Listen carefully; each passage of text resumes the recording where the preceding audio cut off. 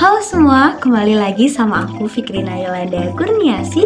Dan pada kesempatan kali ini aku akan bahas tentang contoh soal dari bab termokimia dan juga kesetimbangan kimia. Langsung saja kita ke contoh soal yang pertama. Pada contoh soal yang pertama, kita disuruh menentukan persamaan reaksi yang tergolong endotherm. Nah, pada reaksi pertama ini ada 6 CO2 yang berbentuk gas ditambahkan dengan 6 H2O menjadi C6H12O6 bentuknya alkil dan juga O2 yang bentuknya gas. Nah, persamaan ini tergolong dalam persamaan endotherm karena merupakan persamaan sebuah reaksi fotosintesis.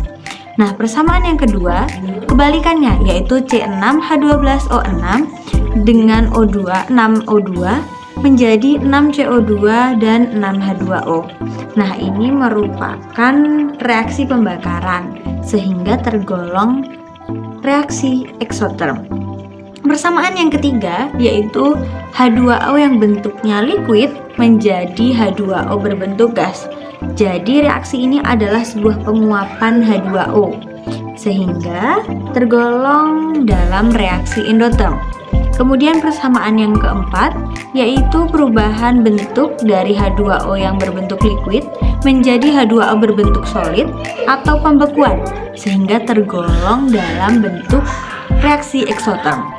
Kemudian yang terakhir ada H2O yang bentuknya solid menjadi H2O yang bentuknya liquid, merupakan reaksi pencairan sehingga tergolong endotherm. Nah, dari pembahasan tersebut didapatkan reaksi-reaksi yang terjadi secara endotherm adalah nomor 1, nomor 3, dan nomor 5. Jawabannya adalah D, 3 dan 5. Pada soal kedua, terdapat gambar yang menunjukkan sistem dengan suhu 50 derajat Celcius, sedangkan lingkungannya memiliki suhu 27 derajat Celcius. Nah, berdasarkan gambar tersebut, dapat disimpulkan bahwa kondisi tersebut adalah A, endotherm, karena kalor masuk dari lingkungan ke sistem. Pada soal yang ketiga, terdapat pernyataan hasil percobaan. Yang pertama, pereaksian dua zat yang diawali dengan pembakaran setelah reaksi berjalan, pembakaran dihentikan dan ternyata reaksi tersebut terus berlanjut. Yang kedua, pelarutan suatu zat pada terlalu tertentu ternyata mengakibatkan kenaikan suhu larutan yang signifikan pada hasil pelarutannya. Yang ketiga, dua zat dicampurkan dan belum terjadi reaksi. Dengan pemanasan ternyata zat mulai bereaksi. Sesaat setelah bereaksi dan pemanasan dihentikan, ternyata zat tersebut berhenti bereaksi. Pernyataan yang keempat, pelarutan suatu zat pada pelarut tertentu ternyata mengakibatkan penurunan suhu larutan. Dan pernyataan yang kelima adalah pencampuran dua zat dan secara spontan menghasilkan nyala api di atas zat tersebut. Nah, dari pernyataan-pernyataan tersebut kita diminta menentukan mana saja reaksi yang tergolong reaksi endotherm. Nah, jawabannya ada di nomor 3 dan 4. Kenapa demikian? Karena di nomor 3 itu dengan pemanasan, ada kalimat dengan pemanasan ternyata zat mulai bereaksi, sehingga dapat disimpulkan bahwa reaksi tersebut membutuhkan kalor atau menyerap kalor dari lingkungan ke sistem. Itu merupakan salah satu ciri dari reaksi endotherm. Nah, di pernyataan keempat, kenapa tergolong endotherm? Karena terjadi penurunan dari suhu larutan. Sedangkan pernyataan pertama itu tergolong eksotherm, begitupun dengan pernyataan kedua dan pernyataan kelima. Jadi jawabannya adalah 3 dan 4 yaitu C.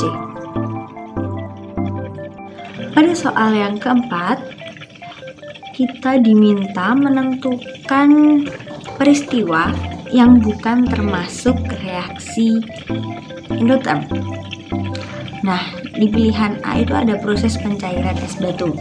Pencairan itu termasuk ke dalam reaksi endotermik. Nah, kemudian ada juga pernafasan. Nah, pernafasan ini memiliki nama lain yaitu respirasi. Respirasi sendiri merupakan reaksi eksotermik. Nah, kemudian lanjut ke fotosintesis. Fotosintesis termasuk ke dalam reaksi endotermik. Kemudian ada proses penjemuran baju, itu tergolong dalam reaksi endotermik karena terjadi penguapan. Begitupun dengan proses memasak.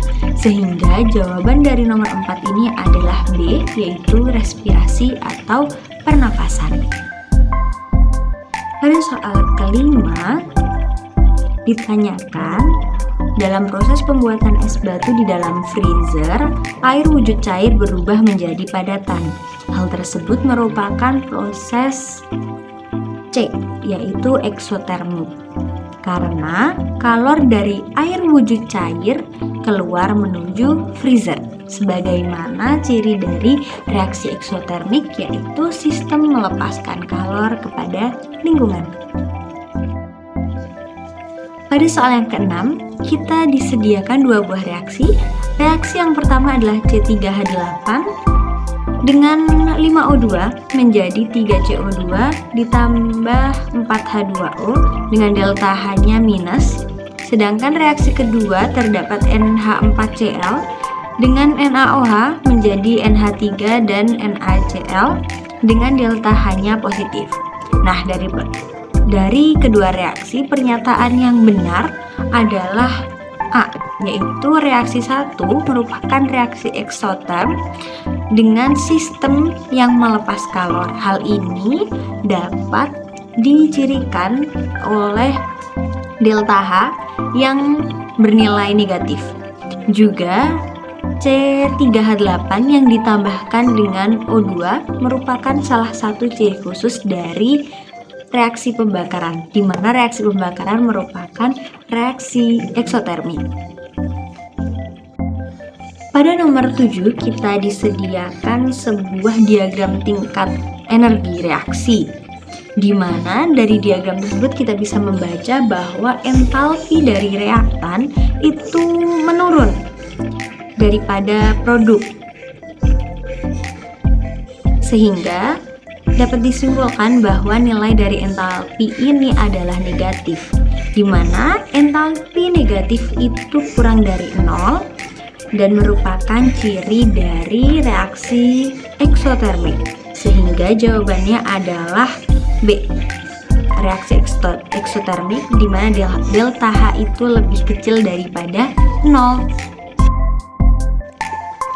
Nah, soal di nomor 8 ini teman-teman bisa baca terlebih dahulu ya.